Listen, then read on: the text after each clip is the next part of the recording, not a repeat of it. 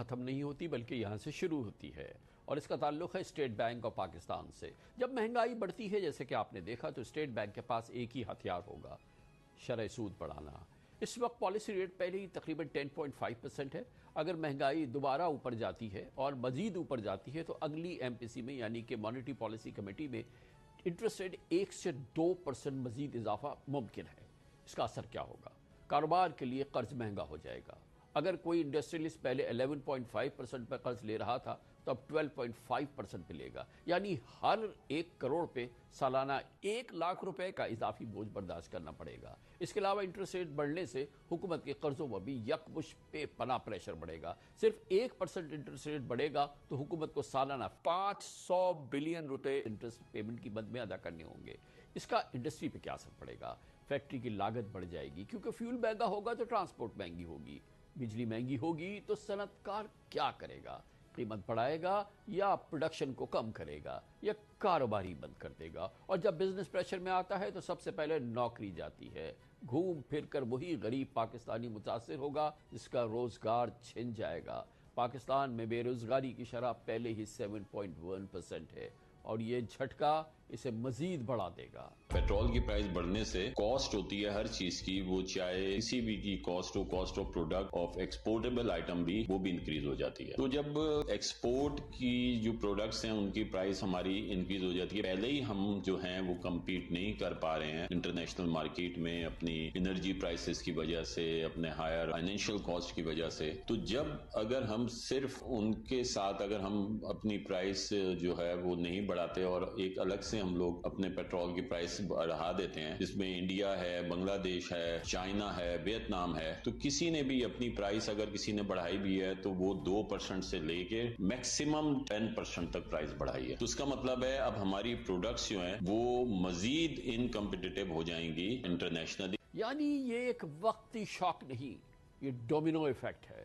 Petrol مہنگا ہوگا، transport مہنگی ہوگی، ٹرانسپورٹ مہنگی تو خوراک مہنگی، خوراک مہنگی تو مہنگائی بڑھی، مہنگائی بڑھی تو شرح سود بڑھے گی، شرح سود بڑھے گی تو کاروبار سست ہوگا، کاروبار سست ہوگا تو روزگار متاثر ہوگا۔ مہنگائی کی چکی میں پہلے سے پستے عوام کے لیے یہ صورتحال بھیانک ہے، خوفناک ہے۔ بالکل زیرو ہو گئے سر۔ پہلے تو ہم لوگوں کو جب تک 222 بھی تھا تو کچھ سمجھ میں آ رہا تھا، اتنا بڑا ہمارے اوپر سمجھ لیں بم پہ دھماکہ ہوا ہے۔ کسٹمر نہیں بیٹھا، بولا ہماری آمدنی اتنی نہیں، ہم تو افورڈ نہیں کر سکتے، اب لوگ بسوں میں ٹریول کرنے جا رہے ہیں۔ اگر ہم لوگ نہیں کمائیں گے تو ہمارے بچے کیسے کھائیں گے؟ لازمی بات ہے۔ عام آدمی کی یہ پڑے گا، بائکیں چھوڑ کے اب بسوں پر آ جائے گا۔ غریب آدمی مر جاوے، لوگ بولتے ہیں غریب آدمی مر جاوے۔ لوگ آ رہے ہیں، پیسے پوچھتے ہیں، کرایہ پوچھتے ہیں، چلے جاتے ہیں۔ 70 گاڑیوں کا کارنر لے کے چلنے والی حکومت اس کو وہ سوچتی ہوگی ہمارے بارے میں؟ حلال کا کام کرنا ہمارے لیے بہت مشکل کر دیا۔ پیٹرول مہنگا، دودھ مہنگا، روٹی مہنگی، آٹا مہنگا، جائیں تو جائیں کدھر سر؟ کام کو آپ چھوڑ دیا اللہ کے بھروسے پہ آپ نے۔ 250 روپے کا دودھ ہو گیا، آپ کیا کرو گے سر؟ لے رہے ہو۔ یہ صرف جنگ کا اثر نہیں، یہ پاکستان کے اکنامک سٹرکچر کی کمزوری ہے۔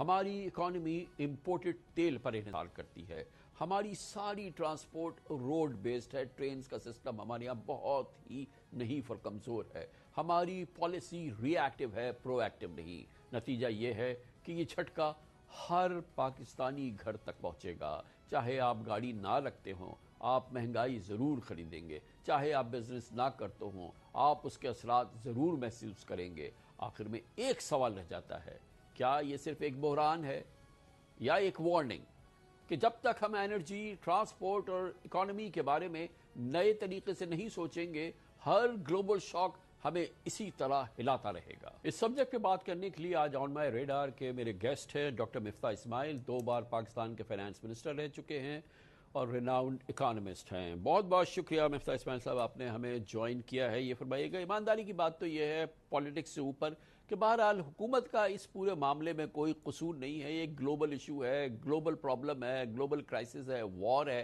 جس کا نتیجے میں ظاہر ہے کہ آئل پرائسز اس لیول پہ گئی ہیں اور پھر ہماری اکانومی کے کرٹیکل جو ایلیمنٹس ہیں وہ اپ سائڈ ڈاؤن ہوتے نظر آ رہے ہیں۔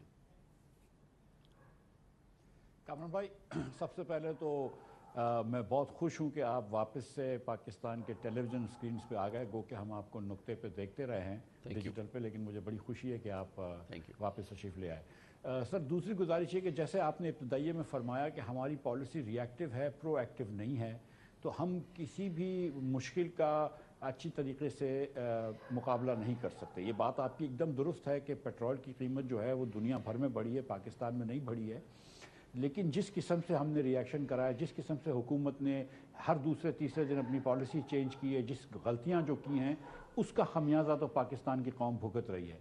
लेकिन ये बात आपकी दुरुस्त है कि पूरी दुनिया में महंगाई आएगी, पाकिस्तान में शरह सूद भी मोस्ट लाइकली बढ़ेगी, और शरह सूद बढ़ने से तिजारत और स्लो हो जाएगी, इकॉनमी और स्लो हो जाएगी, तो ये मसाइल तो होंगे। अच्छा, लेकिन ये बताएं कि ये तो डेफिनेटली अपनी जगह बात है, लेकिन जब ये सिचुएशन जो कि अब हम देख रहे हैं, इसमें बहरहाल जो चीज़ इंपॉर्टेंट है वो ये कि गवर्नमेंट जो है वो सब्सिडी दे या ना दे, अपने पास से जो महंगाई है आ रही है, तेल की कीमतों में इजाफा हो रहा है, वो अपने पास से उसकी अदायगी करे, या ये कि अवाम से ले। अवाम से ले तो वो अवाम की कमर तोड़ती है, और अवाम से ना ले तो वो अवाम की, फिर हुकूमत की मईशत की और ख़जाने की कमर तोड़ती है।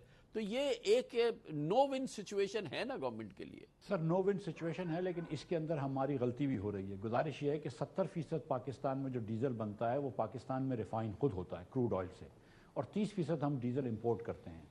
अच्छा, इंपोर्ट की डीजल की कीमत बहुत बढ़ी हुई है, लेकिन क्रूड ऑयल की कीमत इतनी नहीं बढ़ी, तो हमारी रिफाइनरीज इस वक्त जो हैं वो एक्सेसिव प्रॉफिट कर रही हैं। 150 रुपया महंगे डीजल बेच रही हैं, जो कि इनका जो कि एवरेज रेट प्रॉफिट होता था उससे ज़्यादा बेच रही हैं।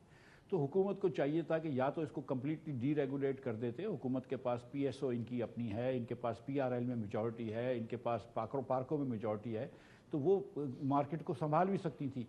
या हुकूमत ये अगर डीरेगुलेट नहीं करती तो इस वक्त जो महंगा डीजल आया है उनको डायरेक्ट कंपनसेट करे, और इस वक्त 150 रुपया या 100 रुपया डीजल सस्ता बिकवाए।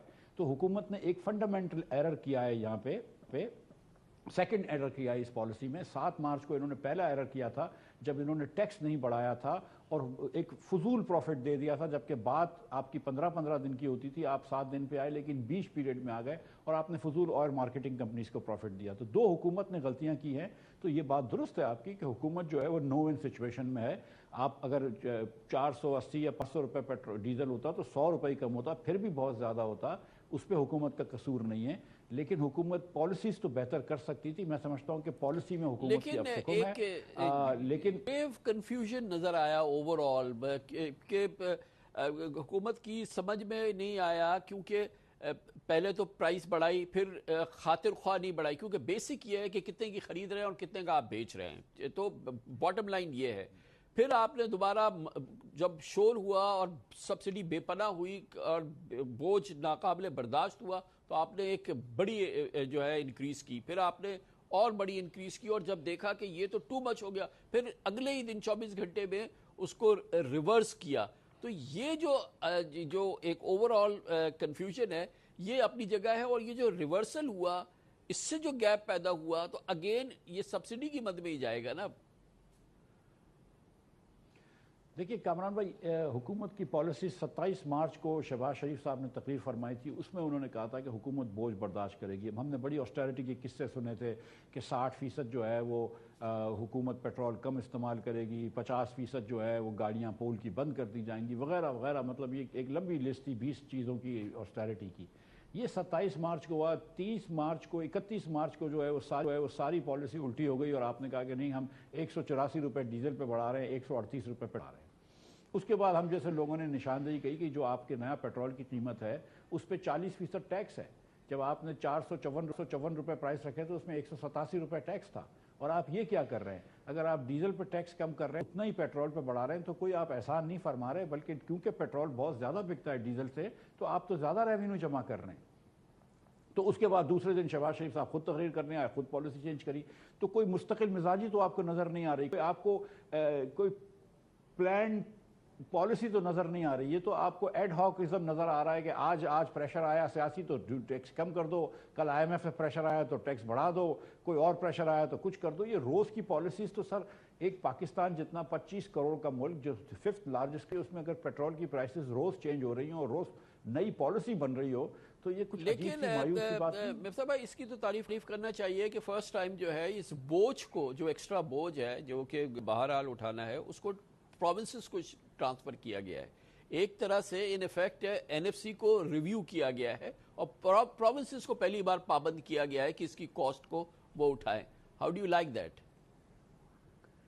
کامران بھائی ایک ہی طریقے سے NFC کو ریویو کرنا ہے کہ 18ویں ترمیم میں وہ جو شک ہے کہ صوبے کے حصے بڑھ سکتے ہیں کم نہیں ہو سکتے اس کو چینج کریں، اور دوسرا پھر آپ NFC کی جو میٹنگ ہے جو کہ 2 سال سے جو جس کو 14 سال ہو گئے، جو 5 سال کے لیے اپروو ہوئی تھی، اس کو بلائیں اور اس کے اندر وہ آگے بڑھیں اور NFC کے نئے فارمولے کریں، اور کوئی طریقہ نہیں ہے۔ اب جو یہ بات کر رہے ہیں سر، سندھ حکومت جو ہے وہ 200 بلین روپے دے گی موٹر سائیکل والوں کو، میں اور آپ کچھ تجربہ رکھتے ہیں سندھ حکومت کا اور آپ کے ناظرین بھی رکھتے ہیں، آپ کو نہیں مجھے لگتا ہے کہ اگر اس میں سے 10% موٹر سائیکل والوں کو مل جائیں تو وہ غنیمت ہوگی۔ پنجاب نے جو یہ کیا ہے ٹرانسپورٹیشن فری کی ہے، میں سمجھتا ہوں یہ ایک احسن قدم ہے۔ اسلام آباد کے اندر بھی جو ٹرانسپورٹیشن فری کی ہے، لیکن سچی بات یہ ہے کامران بھائی کہ یہ اس کے اندر کافی دکھاوا شامل ہے۔ جیسے شروع کے جو آسٹیرٹی میجرز میں پرائم منسٹر صاحب نے کہا تھا کہ غیر ضروری دورے پہ نہیں جائیں گے، تو پھر سوال ہم یہ بھی پوچھ سکتے ہیں نا کہ بھئی اب تک کون سے غیر ضروری دورے پہ آپ گئے تھے؟ اگر آپ یہ کہہ رہے ہیں کہ 50% گاڑیاں آپ بند کر دیں گے تو اس کا مطلب ہے کہ کیا آپ کے پاس اتنی گاڑیاں ایکسٹرا تھیں؟ میں تو نہیں بند کر سکتا۔ مگر سب سے بڑا تو جو ہول ہے، جو سب سے بڑا پاکستان کا پرابلم ہے، وہ تو SOEs کے لاسز ہیں، جو کہ اسٹیٹ رن کمپنیز ہیں، جو کہ تقریباً 500 سے 800 ارب روپے جو ہے وہ سالانہ کھا جاتی ہیں۔ تو پہلے تو اس کو کریں تو پھر ہم پیٹرول عوام کو سستا دے سکتے ہیں۔ سر وہ تو ہم بجٹ میں لیتے بھی نہیں ہیں، SOE کے لاسز تو سارے بجٹ میں ریفلیکٹ بھی نہیں ہوتے۔ تو سچی بات تو یہ ہے کہ آپ اس وقت اگر آپ کو آسٹیرٹی ہمیشہ کے لیے کرنی چاہیے، صرف بجٹ کے لیے نہیں، وہ یہ کرنی چاہیے کہ 500 ارب روپے آپ پہلے کٹوتی کریں PSDP کے اندر۔ اس وقت آپ نالے بنانا چھوڑ دیں، جو 43 ارب روپے آپ نے MNS کو دیا حکومت کے، اس کو ذرا واپس کھینچیں، اور اس کے ساتھ ساتھ صوبوں کو کہیں کہ 1000 سے 1500 ارب روپے آپ اخراجات کم کریں، اپنے ADBs کم کریں اور حکومت کو واپس کریں وفاق کو، تاکہ ہمارا خسارہ کم ہو۔ یہ اگر آپ کریں گے نا سر، وہ خسارہ کم ہو جائے گا تو کرنٹ اکاؤنٹ ڈیفیسٹ بھی کم ہو جائے گا۔ جو آپ کو یہ اتنی بچت جو ہے وہ ایک سمپل طریقہ ہے، کرپشن ختم کر دیں، ٹرانسپیرنسی لے آئیں تو مسئلہ ویسے بھی حل ہو جائے گا۔ اس کا کیا جواب دوں گے آپ کا؟ Thank you so much, thank you so much. Miftah Ismail صاحب ہمارے ساتھ تھے، اور اس خوبصورت بات پہ ہم آج کے شو کا اختتام کرتے ہیں۔ کل آپ سے پھر ملاقات ہوگی، کل تک کے لیے کامران خان کو اجازت، اللہ حافظ اللہ سے۔